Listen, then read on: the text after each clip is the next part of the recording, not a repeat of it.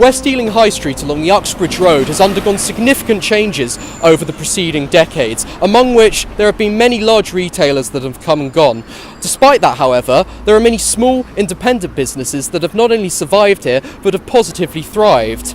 As it currently stands, one significant change which is occurring in this area is not so visible as businesses coming and going, but will have just as much impact upon local retailers, residents and visitors alike. Now, the issue that I'm actually discussing here today is that of parking allocation in West Ealing, most notably the introduction of a controlled parking zone just south of here on the Uxbridge Road.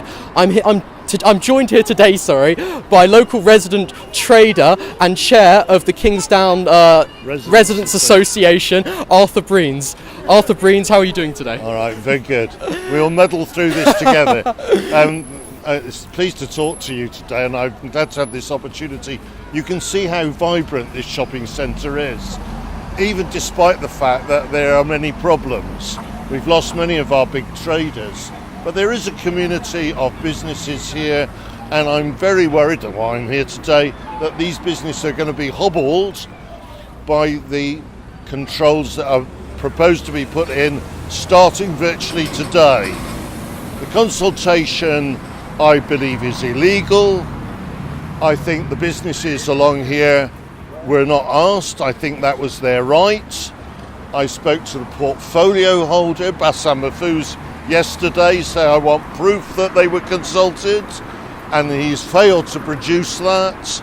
So my belief is that they consulted the residents knowing that they'd get a yes vote. They put it in because at the end of the day the till bell rings, and the council are up against the wall because they've had reduced funding from central government. Firstly, speaking about the legality of the issue itself, I think when you look at the consultation document, even though in the core area set to be directly affected by the CPZ, there was a 64% approval rating afforded by residents, the fact that there was only a 28% turnout in both the core area and the outer area, do you think that is perhaps that's indicative rather of how well cut the coverage of the issue itself? That is poor.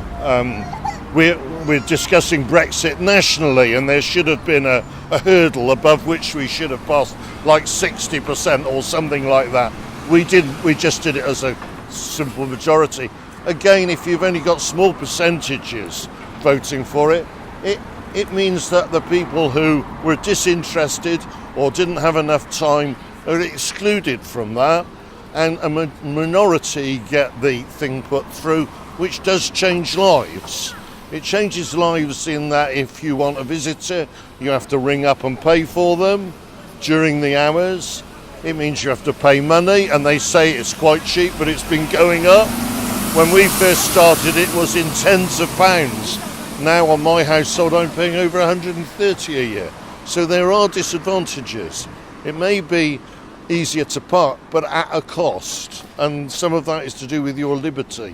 Well, that's an interesting point, because on the consultation documents, the council go out of their way to espouse the many purported virtues of controlled parking zones, such as the priority of parking for both residents and for businesses, but also on top of that, the ease of congestion in the area. So despite these proclaimed virtues, you feel that a controlled parking zone is not necessarily suitable for this area in particular? Well, it may be suitable for it, but it's got to be very carefully introduced, and you've got to monitor very carefully its effects. And actually it's not been carefully introduced, because I believe that all these shops were denied their rights under the law.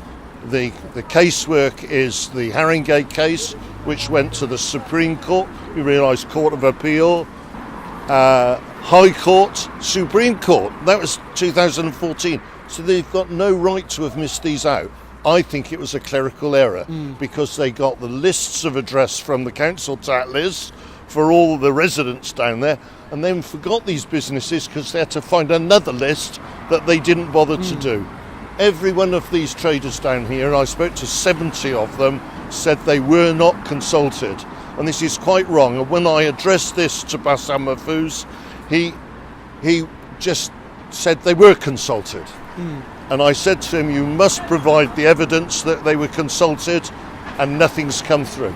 So the consultation has been trimmed to make it simple and cheap and to get the answer they want.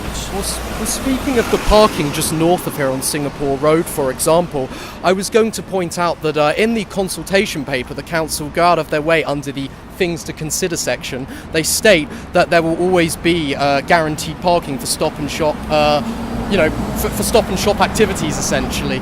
The issue here, though, seems to be that on Singapore Road, over the past 2 decades, there's been a decrease in the number of available spaces. Considerably. We used to have two surface car parks, and one of which has been completely destroyed, one of which has been eaten up by the estate, which is and a multi-storey car park as well, all gone. Of course. So what parking is on the south must be looked at very carefully. And under these proposals, we've probably lost 50% of the stop and shop parking. We had a problem with visitors' tickets in CPZs where they had to use Ringo, but I went to scrutiny and argued the case for 90-year-olds who weren't able to key in all the data from a visitor, and they retained the paper visitor tickets, but very reluctantly because it costs some money. Well, what I was going to say then is, given how this has been implemented, on paper it would seem that it's been fairly shabbily done. You do believe that a controlled parking zone could be implemented, from what you've said beforehand, if done in a different manner? How do you think it could be implemented, possibly? Well, I think you can only, because it's so complicated, it's got to be done by careful debate. Mm-hmm. So if you do a change, you've got to monitor it before and then compare what's happened afterwards.